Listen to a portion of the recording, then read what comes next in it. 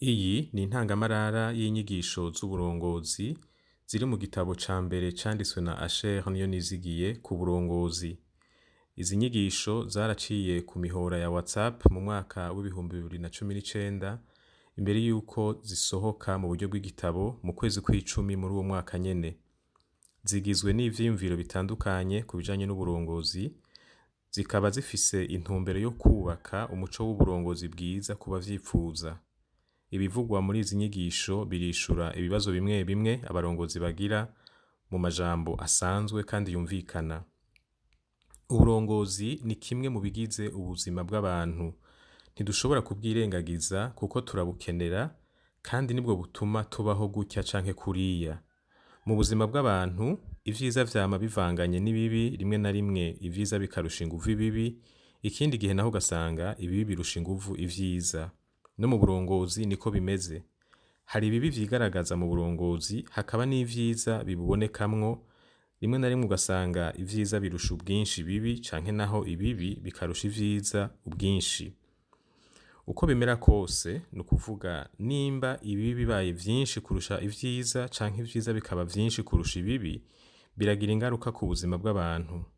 Kimwe mu vyo gukora kugira ngo twirinde ingaruka mbi z'uburongozi bubi, ni ugukomeza uburongozi bwiza biciye mu gufasha ivyiza bibuha inguvu gushinga imizi mu mico y'abantu benshi bashoboka. Iyo niyo ntumbero y'iki gitabo. Hari abantu bavuga ko dukwiye gusenga gusa maze Imana ikabidukorera ikadutunganiriza ivy'uburongozi, abandi nabo bakabona vyarononekaye cane bakihebura, bakavuga ko ataco dushoboye gukora kugira ngo hagire igihinduka. Ariko si uko bimeze. Imana yaraduhaye ubwenge budufasha gutandukanya iciza n'ikibi no gutandukanya ibikenewe n'ibidakenewe, ibifasha n'ivyonona. Vyongeye, yaraduhaye ububasha bwo gutunganya ibibera kuri iyi si kandi ntishobora kubidukorera. Icidusaba gusa ni ukwisunga ukuri kuyikomokako mu vyo dukora. Iradufasha mu vyo dukora igahezagira ibikorwa vy'amaboko yacu. Ataco dukoze rero ntironka ico ihezagira.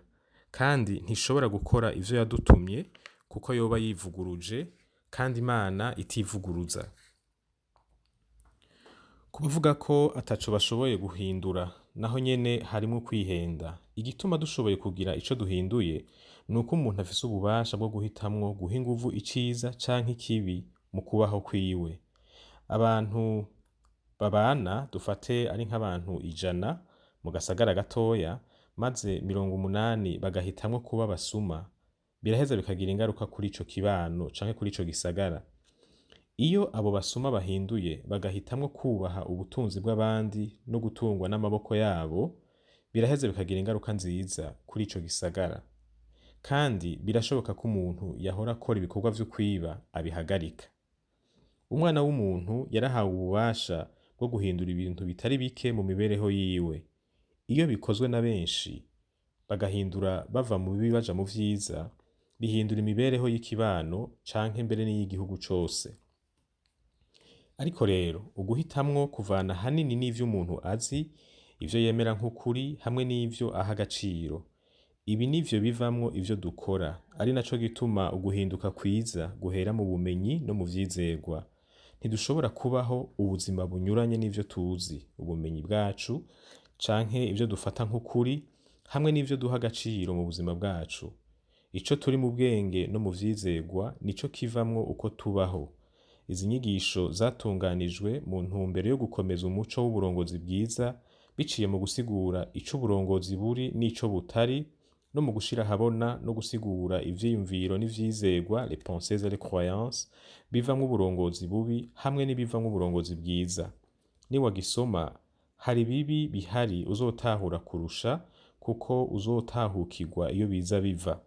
Ariko intumbero z'iki gitabo si ukukugira umuhinga wo gusigura inkomoko y'iciza n'ikibi mu burongozi, ahubwo ni ukugufasha gutahura igituma bihari hamwe n'ivyo ukwiye gukora kugira ngo ube mu baha inguvu iciza mu burongozi.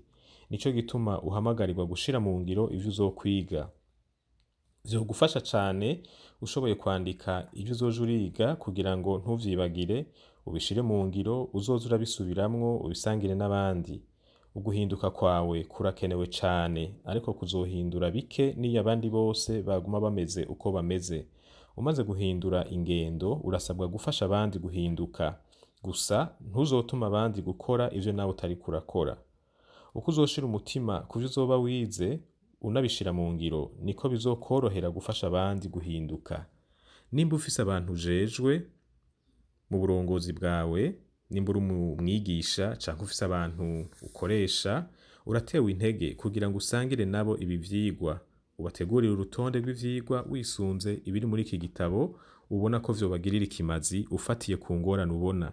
Iki si igitabo co kubika, ni igitabo co gusoma, gusubiramwo no gusangira ibikirimwo n'abandi. Turifuza kubona igihugu cacu kibaye ciza kurusha uko kiri, ariko ibi bizodusaba kubanza kuba beza kurusha uko turi. Ku rugezo kanaka, uko igihugu gisa uyu musi ni igicapo c'abantu turi. Ejo kizoba gisa uko tuzoba dusa. Uko tuzoba dusa ejo navyo bivana n'ico turiko turakora mu buzima bwacu uyu musi.